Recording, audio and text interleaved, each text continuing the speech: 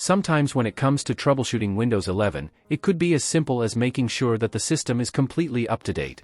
It's gotten everything from Windows Update. There are a number of different reasons why a system may be behind on updates and could get far enough behind that it starts to have issues. So let's take a look at how Windows Update works in Windows 11. So I'm going to go ahead and I'm going to click on Start and go to Settings. And then on the left-hand side, down near the bottom, you'll see there's Windows Update.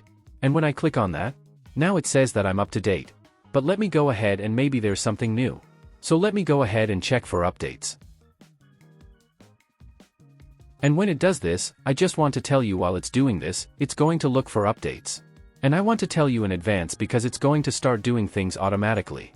If it finds something, yep, like there it is, it found an update. And it kind of flashed by very quickly because it was a small update, but it went ahead and it downloaded and it installed it on its own. Okay, so now I am truly up to date. And if I click check for updates again, it's going to come up with nothing. Okay, it was just the one update that it was missing. Must have been something new that just came through. And in this case, yeah, nothing popped up. And so we're up to date. Now if you're following along, I do want to point out that your system may look different than mine, okay, because it's a different date and time than where I am, and the amount of updates that you already do or don't have are going to already be different than mine. I don't want to get too advanced into Windows Update here, but I do want to point out a couple things. First of all, it is possible that you could come to this screen and you may find that there were updates installed, but they're waiting on a reboot. And so it may be as simple as you just tell it you need to reboot and then you solve the problem. The other thing I want to do is kind of show you some of the options here. You'll notice the top option here where it says pause updates, and then you can choose how long you're going to pause the updates for.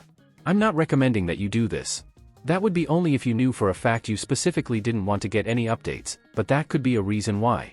Maybe a system is out of date. Is somebody inadvertently paused the updates? I also want to show you that there's an update history.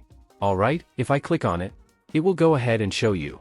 Here's the different quality updates that have been installed.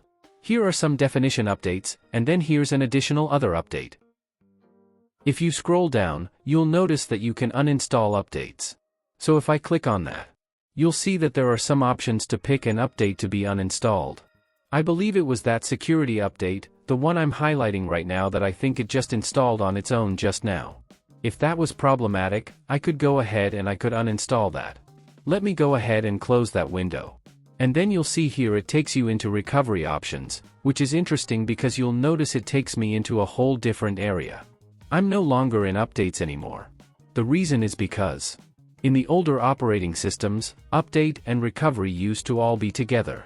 We do have some advanced options here for delivery, optimization, optional updates, active hours, and other update settings. And again, if somebody was to go in and play around with some of those settings, that's another reason why your system may not be up to date. Alright, so that's pretty much the basics when it comes to making sure that your system is completely up to date.